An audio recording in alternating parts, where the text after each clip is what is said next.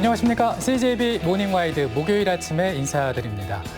본격적인 김장철이 시작됐는데요. 우리에게 익숙한 빨간 고무대야에 김치를 담글 예정이셨다면 주의가 좀 필요해 보입니다. 네, 이 고무대야는 보통 재활용 원료로 만들어지기 때문에 카드뮴 등의 중금속이 묻어날 수 있다고 하는데요. 네. 이 식약처에서는 고무대야를 사용하고 싶다면 식품용으로 만든 플라스틱이나 스테인리스 재질을 사용하는 게 좋다고 합니다. 네, 그리고 이 밖에도 김장용 기구를 구매하실 때도 식품안전나라 홈페이지 참고하셔서 용도에 맞는 제품 사용하시기 바랍니다.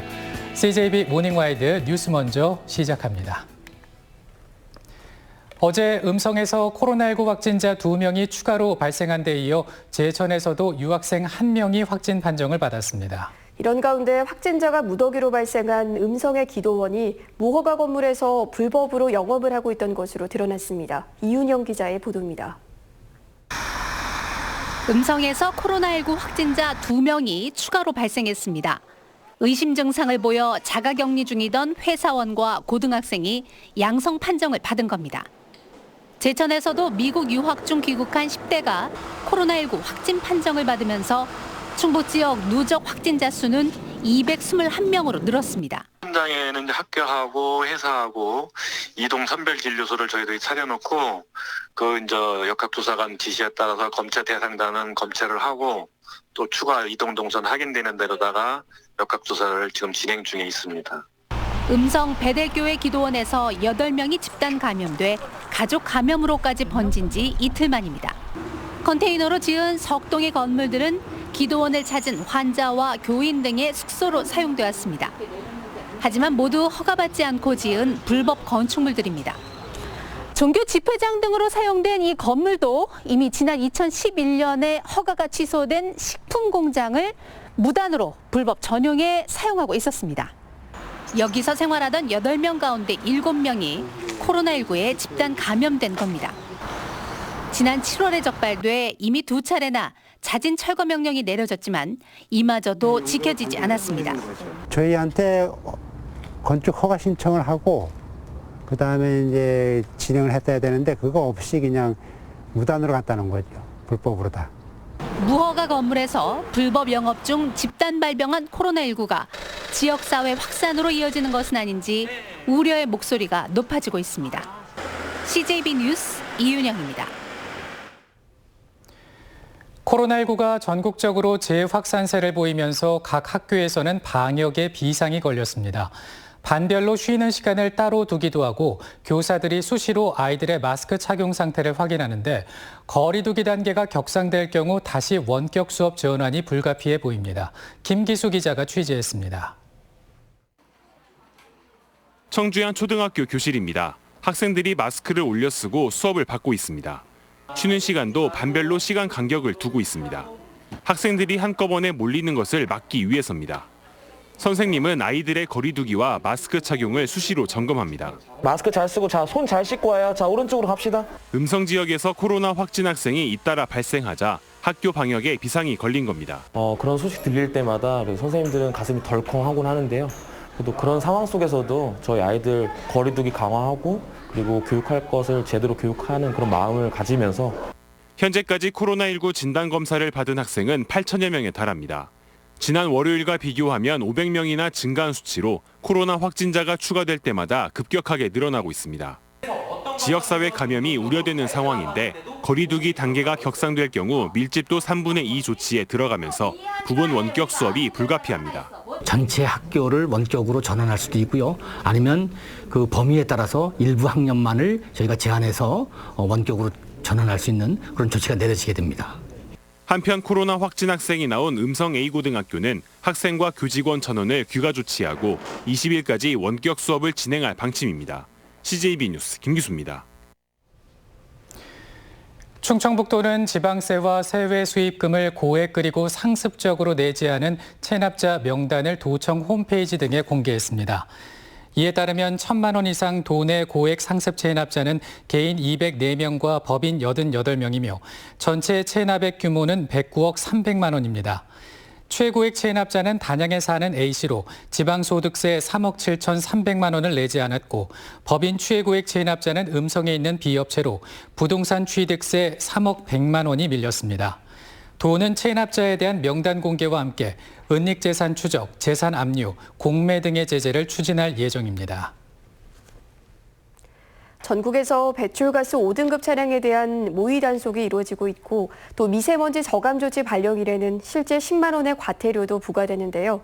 저감 조치 발령일이 전국이 아닌 시도 단위에서만 전파되고 있어 실제 피해 사례도 발생하고 있습니다. 조용관 기자입니다. 미세먼지 나쁨 단계로 도내 중부권에는 초미세먼지 주의보까지 발령된 지난 16일과 17일, 청주시청에는 노후 차량 운전자들의 문의 전화가 빗발쳤습니다. 자신의 차가 배출가스 5등급에 해당되는지 또 실제 과태료가 부과되는 미세먼지 저감 조치가 발령되는지를 확인하는 거였습니다. 특히 서울이나 부산 등 타 지역에 가야 하는데 그 지역에 저감 조치가 발령돼 있는지에 대한 문의도 적지 않았습니다. 아침마다 늘 체크하고 있기 때문에 그 사항 정도는 인지해서 안내를 해드리고 있고요. 추가로 전화 외에 필요하실 경우 그 등급제 사이트에 회원 가입해서 확인하시는 방법을 안내해드리고 있습니다. 연인에 비춰보면 미세먼지 저감 조치가 곧 발령될 수 있는데 정작 발령일 전파는 전국이 아닌 시도 단위로만 한정돼 있습니다. 지난해 12월 정부와 전국 지자체 간의 영상회의에서도 이 문제가 다뤄졌지만 개선되지 않았고 충남에서는 우려했던 상황도 벌어졌습니다. 지난 16일 충남에 미세먼지 저감 조치가 발령됐는데 충남에만 재난 문자가 발송돼 이를 모르고 충남을 방문한 타 시도 운전자들은 과태료 폭탄을 맞게 됐습니다. 앞으로는 발령 시에 예상되는 전 국민 또는 차량 소유자에게 재난 문자 발송하여 피해가 없도록 조치하도록 하겠습니다. 한편 지난 16일부터 벌어지고 있는 모의 단속에서는 청주에서만 하루 평균 2천여 대가 단속되고 있습니다. 실제 10만 원의 과태료가 부과됐다면 하루 2억 원입니다. CJB 뉴스 조용광입니다. 도로교통사나 충북교통방송이 다음 주 개국합니다. 충북을 가청권으로 원활한 교통 흐름과 운전자들의 안전 운행에 도움을 줄 것으로 기대됩니다. 구준회 기자입니다. 충북교통방송이 오는 24일 개국합니다. 2013년 설립 논의가 시작된 지 7년 만에 결실입니다. 전국적으로는 12번째 개국입니다. 충북교통방송은 청주시 비화동에 마련한 임시청사에 둥지를 들었습니다. 주파수는 청주 103.3MHz, 충주 93.5MHz로 충북 전역에서 청취가 가능합니다. 스마트폰으로도 방송을 들을 수 있습니다. 전용 앱을 통해 교통 관련 뉴스와 실시간 교통 정보를 확인할 수 있습니다. TVN통을 이용해서 각 프로그램에 참여를 할 수가 있습니다. 문자 정보료가 나가지 않고 문자를 얼마든지 참여를 할 수 있다는 점이 장점입니다.